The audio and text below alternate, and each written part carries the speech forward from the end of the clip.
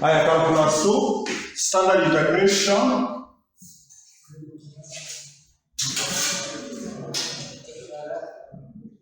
Standard integrations and algebraic substitutions. So we are going to see how to integrate a polynomial function.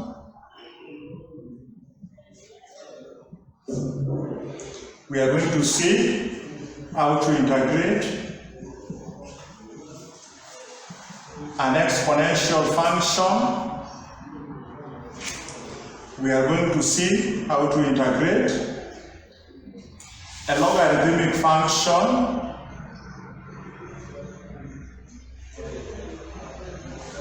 We are going to see how to integrate a trigonometric functions. We are going to see how to integrate hyperbolic functions.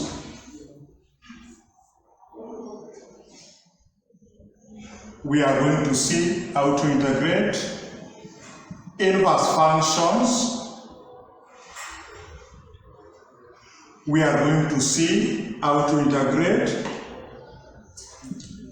partial fractions.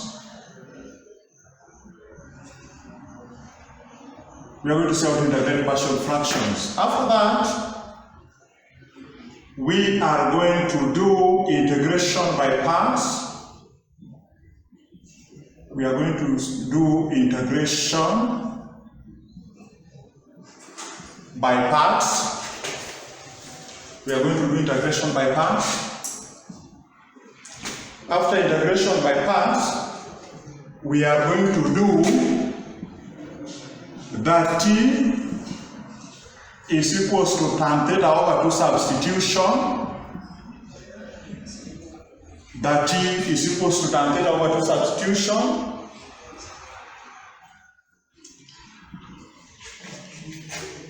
After that, we are going to deal with the reduction formula. Of course, I'll try to cover the reduction formula back in integration by parts, so I don't need to list that, okay? Then we are going to deal with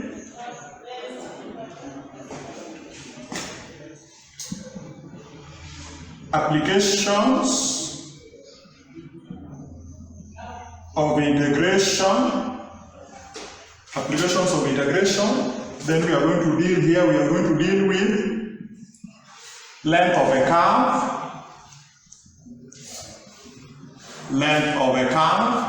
Then we are going to deal with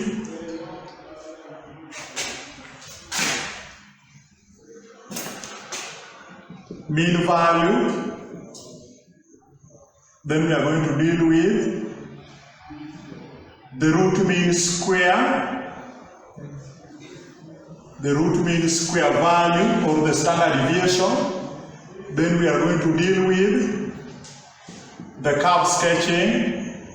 Then we are going to deal with area under curve. Then we are going to deal with the centroid. Then we are going to deal with volume of revolution. The volume of revolution. Under volume of revolution, we are going to deal with the integration approach, direct integration approach. Then we are going to deal with the theorem of Pappus, so the Pappus theorem. Then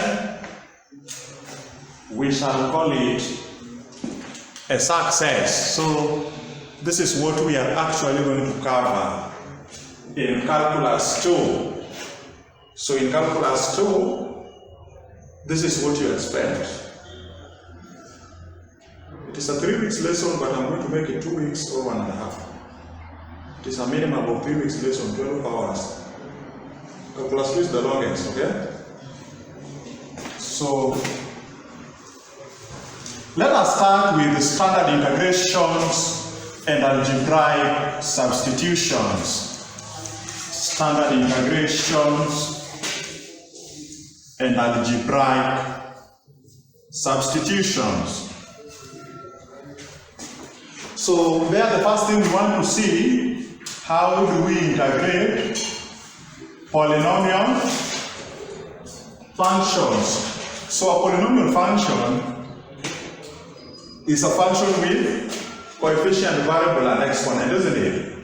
So if you have a function of x to be equals to x raised to power n, then for you to integrate f of x dx, that means xn dx, then the answer is simply what?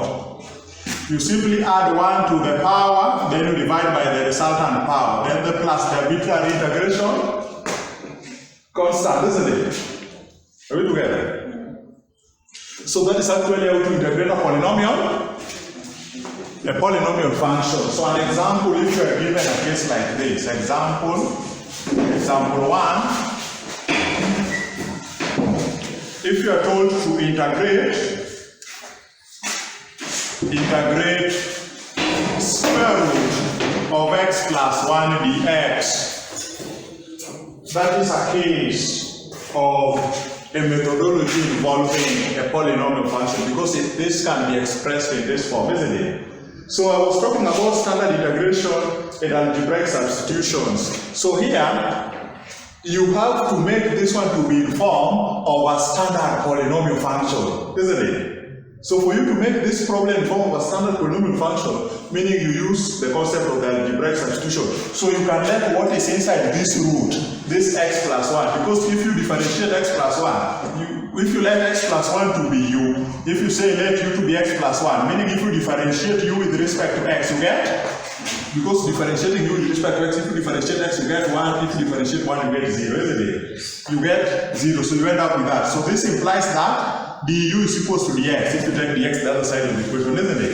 So it means where there is dx, we are going to put du, where there is x plus 1, we are going to put u. So it means we are just generating dx, but nothing to do with x dx. So it means algebraic substitution is working. So from there you can now see, when you have square root of x plus 1 dx, that is the same as square root of u, because x plus 1 is u. Square root of u is u raised to power half. Then dx you found is du.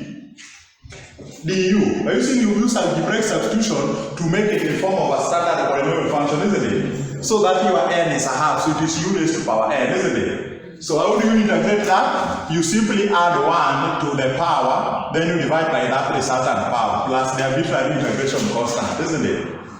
Are we together? So from here, what do you have? You have u raised to power 3 over 2 over 3 over 2 plus c. 3 over 2 means 2 comes in the numerator, 2 over 3, isn't it? So 3 over 2 in the denominator will come back 2 over. Are we together? So from there, you substitute back your value. What was u? U was x plus 1. So it means you have 2 over 3 into x plus 1 raised to power 3 over 2 plus c. Then you've integrated that given polynomial function. So that is how to integrate polynomial functions. Are we together? That is how to integrate polynomial functions.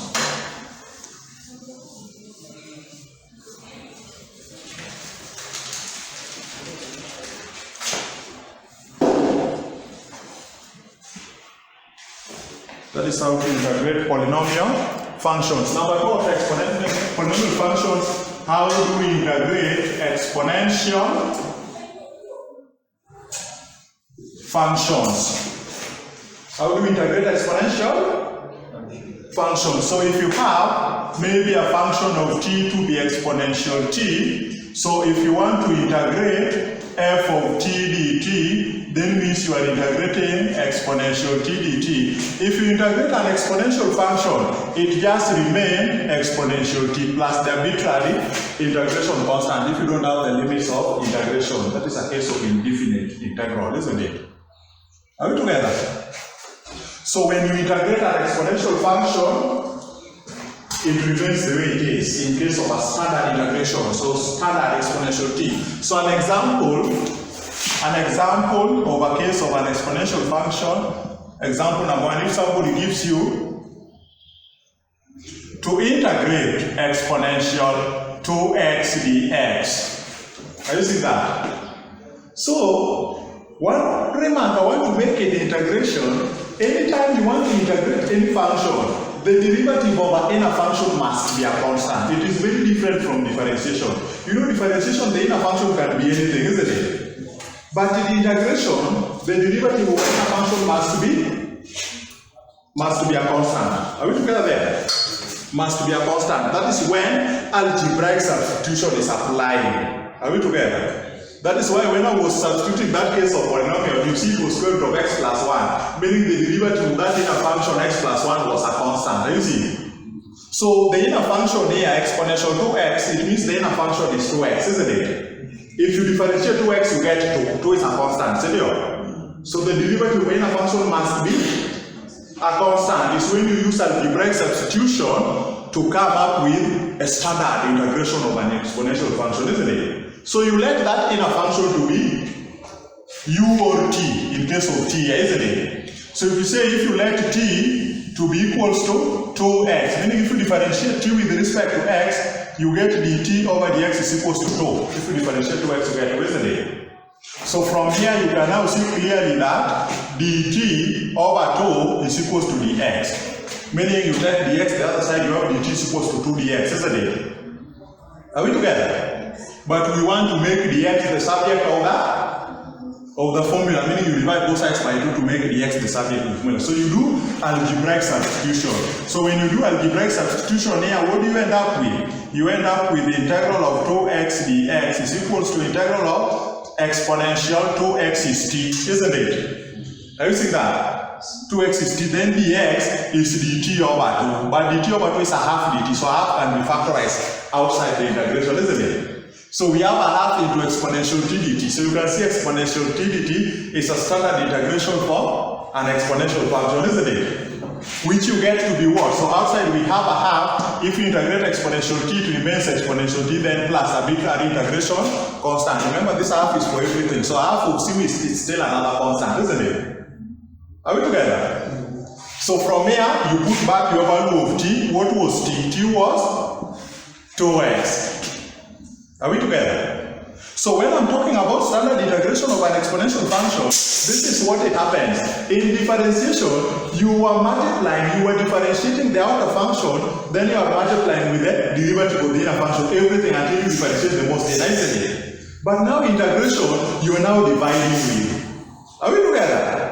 Meaning what happens here is this. You don't need to go to a long process of algebraic substitution because you know this is a standard integral. So what you know is that when you integrate an exponential function, the first thing you check that the inner function, the derivative of this inner function must be a constant. Are you seeing? Meaning if you differentiate 2x, you must get a constant. If you differentiate 2x, you are getting 2, isn't it? So we said when you integrate exponential function, an exponential function, when you integrate it remains the way it is. Are we together? Then you divide by the derivative of the inner function, which must be a constant. Are you seeing that? Then plus the arbitrary integration constant. So as standard integral, you don't need to do the algebraic substitution. This is a waste of time. What you need to know is that when I integrate an exponential function, what do I get? It remains the way it is, isn't it?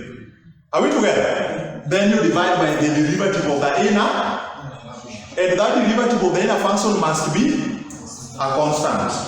Are you seeing that? Good. So that is how we deal with exponential function. Example number 2 in this case of exponential functions. If somebody gives you a case like this, so that you now understand deeply what this standard integration means. If you are given 3x squared exponential x cubed dx, you'll be told to integrate 3x squared exponential x cubed dx. Are we together? Now if you look at this, we see this is a product of two functions. This is a polynomial function, and this one is an exponential function. So we say when you have a product of two functions, of course you use integration by parts. But now you cannot use an integration by parts in this case because the derivative of the inner function of an exponential function is not a constant. Are you seeing? Because if you differentiate the inner function of this exponential function is raised to power x cube. Meaning if you differentiate x cube, you get 3x squared, isn't it? That is not a constant, so it is not integration by parts. So even if the derivative of any inner function is not a constant, then it is algebraic substitution, or maybe it is another case, depending on what we are dealing with. Are you seeing that? Are we together? Are we together? Then remember, in integration, apart from polynomials, any other functions will not be raised to a power unless it is a standard integral. Like you see a standard integral of maybe x squared x to be tan x. Those standard integrals normally are the reverse process of differentiation. Are you seeing that? So what do you do here? You do the algebraic substitution. You come and say the exponential function if you let u to be exponential x cube, meaning if you differentiate u with respect to x, you get du over dx. If you differentiate exponential x cube, it remains the way it is, isn't it? Then you multiply with the derivative of the inner function, isn't it? The inner function is x cube. If you differentiate x cube, you get 3x squared. So this is the derivative. Are we together? So it means when you take dx the other side, you get du is equals to 3x squared. Let's say maybe this was not 3, this was 7, isn't it? Are we together? Tuko pamoja? So you get du is 3x squared exponential x cubed dx. Meaning where you have 3x squared exponential x cubed dx, the whole of that is du. Are you seeing what is happening? So it means this 7, you have to remove the constant 7 outside, isn't it? Because what we need to be here is 3. Are you seeing that? So for you to make 3 here, meaning you multiply by 3 and you divide by 3. 3 over 3 is 1. Are you seeing? Are we together? So the whole of this function, 3x squared exponential x cubed dx, the whole of this is the same as? The whole of this is the same as what? du. So it's like now you have 7 over 3 integral of du, which is, if you integrate du, what do you get? You get u, because here we have 1. When we have 1 is u raised to power 0. See, that is a polynomial. So you simply add 1 to the power and you divide by the resultant powers, you get u. Are we together? Are we together? So from here it means the answer is 7 over 3u plus the arbitrary integration loss, and then you put back the value of u. U was exponential x cubed. So there you have 7 over 3 exponential x cubed plus c. So anytime you see a product of two functions, you don't jump straight to integration by parts. You must check the inner function. Have you seen that? You must check the inner function. The derivative of the inner function must be a constant. If the derivative of an inner function is not a constant, then automatically it is not integration by parts. If it is a product of two functions, it is an algebraic substitution. Are we together? Good. So that is how to deal with cases of exponential functions. The next standard integration. So there is a